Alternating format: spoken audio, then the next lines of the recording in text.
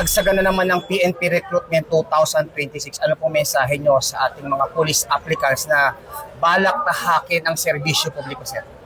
Of course, para sa ating mga PNP applicants, kailangan maghanda silang maigi. Alam naman natin na napakahigpit ng ating regulasyon pagdating sa ating recruitment. May mga observers tayo from NAPOLCOM, from IMEC, na sinisigurado natin na wala yung dati nating proseso na palakasan system. Wala na po yun.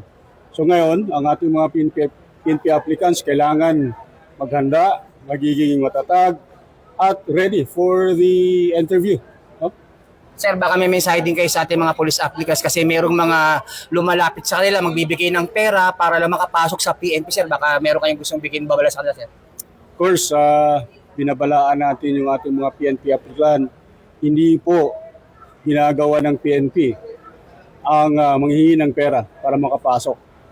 Ang proseso natin ay mahigpit, no? At gaya na nabanggit ko, meron tayong NAPOLCOM na nag-observe.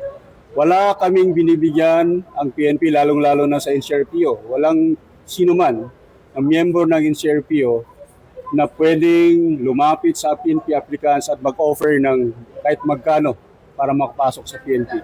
Lahat ay dadaan sa proseso.